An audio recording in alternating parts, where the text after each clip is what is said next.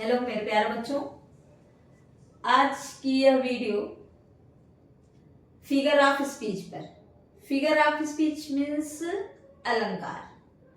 अलंकार कहें तो जैसा कि ऐसे नाम से ही पता हो रहा होगा कि यह जो है किसी चीज को अलंकृत करता है। अलंकार मीन्स होता है आभूषण, अलंकृत करने वाला। अलंकृत मतलब किसी चीज की शोभा बढ़ाने वाला। जैसे कि अभी मानिए आप लोग बहुत सारे ऐसे देखते होंगे मेकअप वाला सीन। जैसे कोई हीरोइन है या कोई मतलब ब्राइड है, दुल्हन, ये कितना मेकअप कर लेते हैं और मेकअप में आभूषण जितना पहन लें, जितनी ज्वेलरी पहन लें, उनकी खूबसूरती बढ़ जाती है। ठीक वैसे ही अलंकार होता है। अलंकार क्या करता है? शब्दों की या किसी सेंटेंस की शोभा बढ़ाता है, वाक्य की शोभा बढ़ाता है। उसका अर्थ बिल्कुल मतलब बोरिंग को ऐसे बनाता है जैसे कि मतलब वह आपको इंटरेस्टेड कर देता है। आप एक सिंपल सा एक वो सुनिए। जैसे एक लड़की है, अब उस लड़की की खूबसूरती को केवल कह सकते हैं कि उसके आंख और नाक बहुत सुंदर हैं, ठीक। लेकिन आप सोचिए गाना में कैसे गाया जाता है, कैसे? तेरी आंखें झुकी झुकी, तेरा चेहरा खिला खिला, बड़ी किस्मत वाला है वो प्यार तेरा जिसे मिला, छलकते गालों की लाली। अब यहाँ पर देखिए सिंपल सा, गालों की लाली को छलकते गालों की लाली, बड़ी वो सरमो हया वाली, होठ तेरे पूजा के फूल। यानी कि होठ की तुलना पूजा के फूल से की गई है। होठ तेरे पूजा के फूल, होठ तेरे पूजा के फूल से तू है सरमोहया वाली। ये इतना बहुत ही कितना खूबसूरती से कह दिया जाता है, यानी कि सुंदरता को। और अभी मतलब ऐसे बहुत सारे गाने हैं, आप लोग अच्छे से समझ सकते होंगे कितना आप गाना गा गा के बताए थे। फिर figure of speech. Figure of speech यानी कि अलंकार। जैसा a figure of speech is a word. Figure of speech एक शब्द है और फ्रेज या वाक्यांश है that divides from its literal, creative और एम्फैटिक इफेक्ट। ये क्या करता है कि किसी भी सेंटेंस को उस पर एम्फैटिक इफेक्ट बनाता है, यानी प्रभाव दिखाता है। Figure of speech is used to make a language spicy. Figure of speech क्या करता है?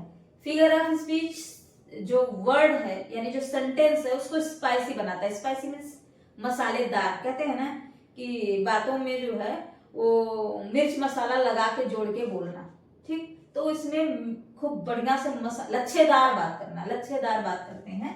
और instead of saying something in plain और boring way, instead of saying something, कुछ कहना, इन प्लेन, प्लेन मीन्स एकदम सामान्य तरीके से, और बोरिंग वे, बोरिंग वे मतलब कि किसी को, जैसे कोई पढ़ाता है, मतलब अभी हम ही पढ़ा रहे हैं और पढ़ाएं और बीच बीच में कुछ ना किसी को इंटरेस्ट दिया जाए तो वो बोर होता है।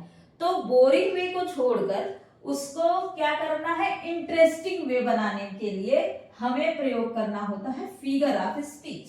फिगर ऑफ स्पीच या अलंकार।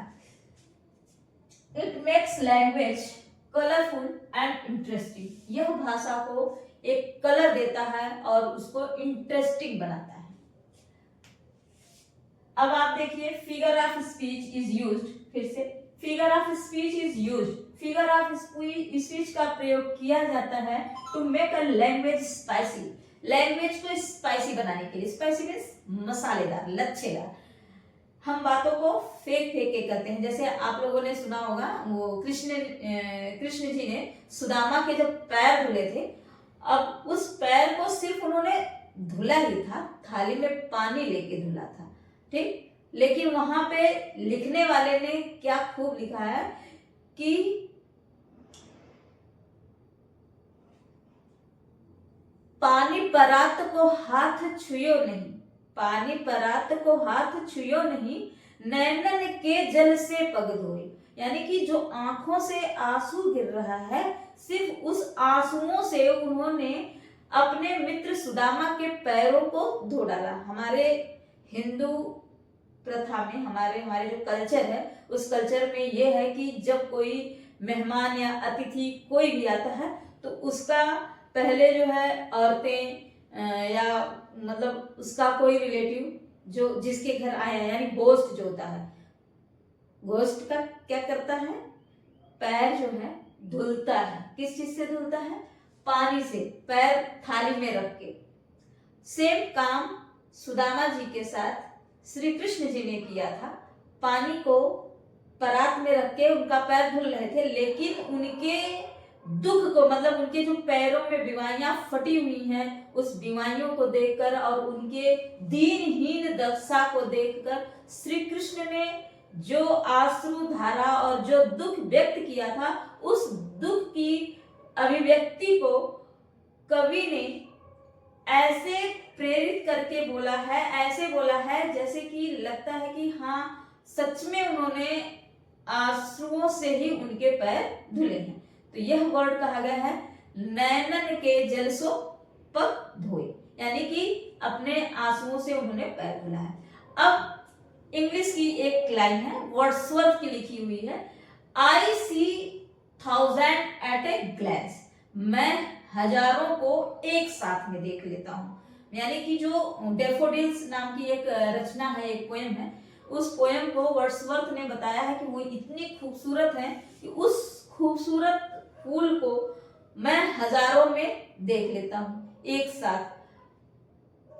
हेलमेट में एक लाइन बोली गई है जो कि हेलमेट ने बोला है खुद कि मैं अपनी महबूबा को, जो उनकी महबूबा है यानी जो उनकी प्रेमिका है, बिलव्ड है ओफेला, मैं उसको उतना प्यार करता हूं जितना कि उसके 1000 ब्रदर्स कैन नॉट डू, यानी हजारों भाई मिलकर भी उसे इतना प्यार नहीं कर सकते जितना मैं उसे अकेला करता हूं।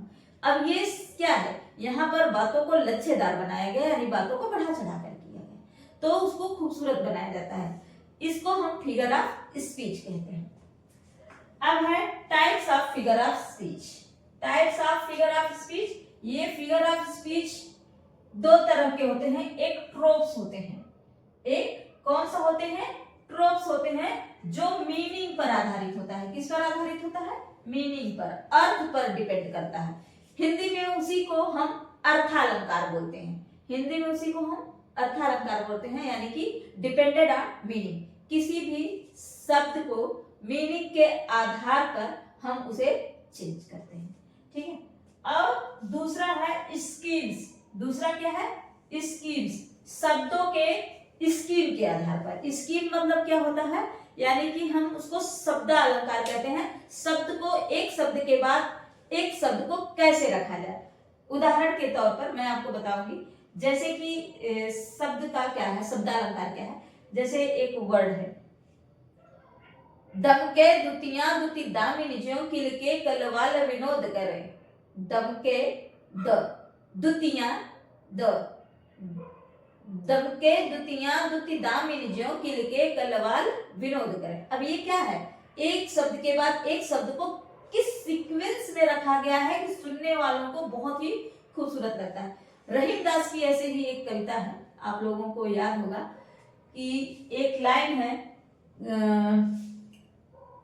दुल्हन जो है, नई नवेली दुल्हन आई है घर में और वह अपने पति को, मतलब नई नवेली दुल्हन परिवार में सबको खाना परोस रही है, खिला रही है, कुछ कर रही है। और उस समय जो है, जो दुल्हा है यानी जो पति है, वह किस तरह से संकेत करके दुल्हन को बुलाना चाहता है, तो उसका एक बहुत ही सुंदर चित्रण, बहुत ही सुंदर वर्णन किया गया है। कहत नटत रिझत खिजत, कहत नटत रिझत खिजत, मिलत खिलत लजिया, भरे भुवन में करत है नैनन ही सो बात। यहाँ पर कहा गया है कि पहले वो कहता है इशारों में, फिर नाटक करता है कि मैं मतलब देख रहा हूं नहीं देख रहा हूं, रिझाता है उसको, खिझाता है, फिर मिलत खिलत, और इस बात से कि जब हम मिलेंगे इस बात से ही उसके चेहरे पर एक अजीब सी मुस्कुराहट आती है, और मिलत खिलत लजियात, और इस बात से वो शर्माने लगता है। भरे भुवन में करत है नैनन ही सो बात, यानी आंखों ही आंखों में वो इशारा कर जाता है, आंखों ही आंखों में इशारा। अब एक और मैं आप लोगों को ऐसे ही बताऊंगी, एक है खड़क सिंह के खड़कने से खड़कती हैं खिड़कियां, और खिड़कियों के खड़कने से खड़कते हैं खड़क सिंह। सोचिए कितना बढ़िया। ख ख ख ख।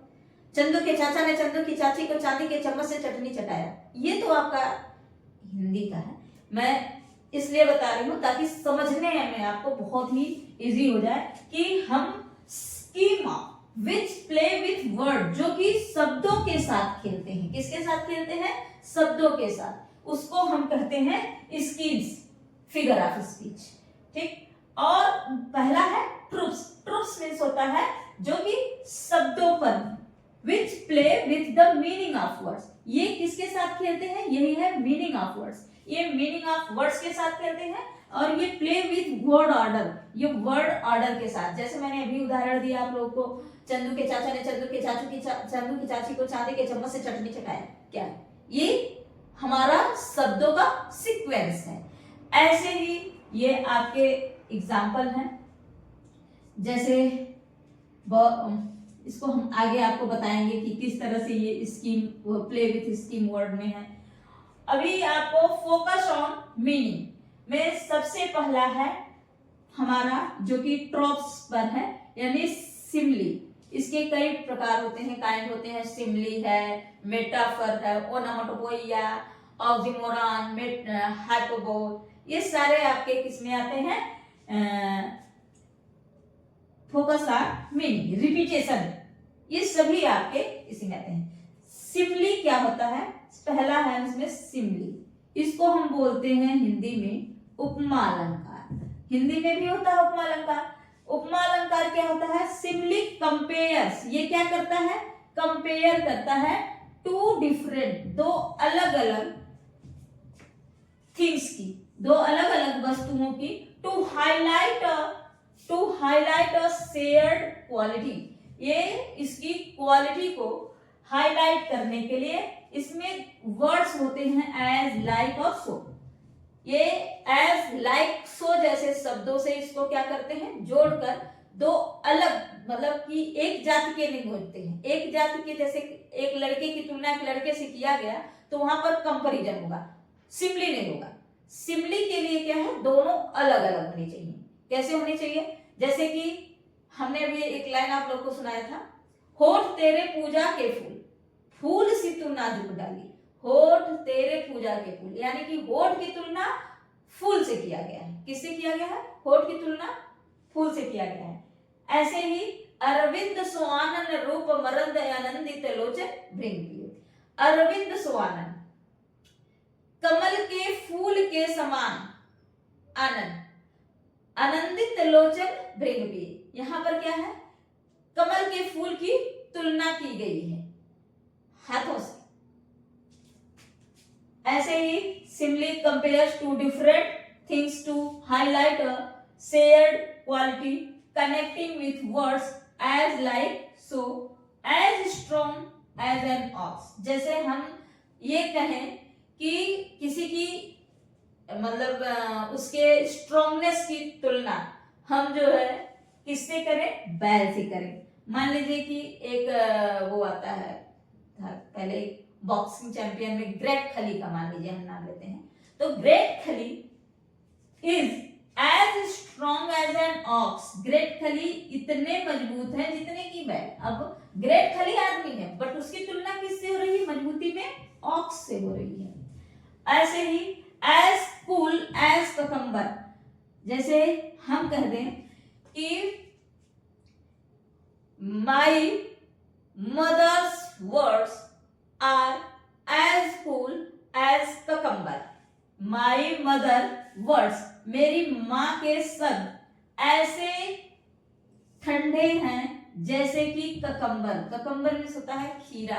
खीरा देखिए इतना ठंडा होता है कि जैसे आप पार्लर वाली क्यों यूज करती हैं पता है, आंखों में जब जलन होती है तो पार्लर पे जाइए, ऐसे ही लोग क्या करते हैं आंखों पे ऐसे लगा के खूब बैठे रहते हैं, वो ठंडा होता है ककम्बर। इसलिए किसी के शब्दों की मतलब कूलनेस की, उसके वर्ड्स के मतलब सॉफ्टनेस की तुलना हम ककम्बर से करते हैं।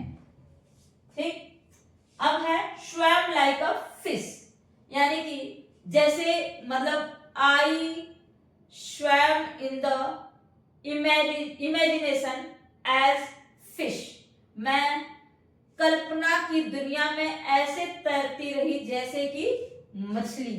आई swum like a fish, I swam in the imagination like a fish, मैं कल्पना की दुनिया में मछली की तरह तैरती रही। हर फिश एशन लाइक दैट ऑफ कोरस, आपने वो 12th में एक लेसन है माई मदर एट 66, मेरी माँ 66 की। अब वहां पर अपने माँ के मतलब बूढ़े हो चुके चेहरे की तुलना कवित्री ने राख से किया। हर फेस एसन लाइक, मतलब कि ऐसे हो गया है आंख, मतलब कि एकदम से राख की तरह बेरंग बेदंग, मतलब सारे उसमें कलर समाप्त हो चुके हैं। दैट ऑफ कोरस, जैसे कि कोरस। ये है आपके सिमली।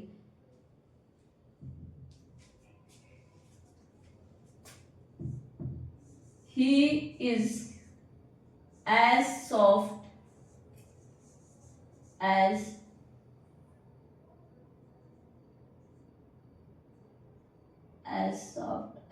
feather, वह इतना कोमल है जितना कि फीदर। ये आपके सभी क्या हो गए हैं, सिमली। अभी मेटाफर। मेटाफर में क्या होता है कि तुलना वहां भी होता है, बट तुलना के शब्द नहीं दिए जाते हैं। तुलना वहां भी होता है लेकिन तुलना के शब्द नहीं दिए होते हैं, वहां पर कह दिया जाता है कि ये चीज है, वो मेटाफर होता है। तो मेरे प्यारे बच्चों, अभी फिगर ऑफ स्पीच में मैंने आपको सिमली बता दिया। आगे का फिगर ऑफ स्पीच जानने के लिए आप मेरे चैनल को सब्सक्राइब और लाइक करें। Thank you.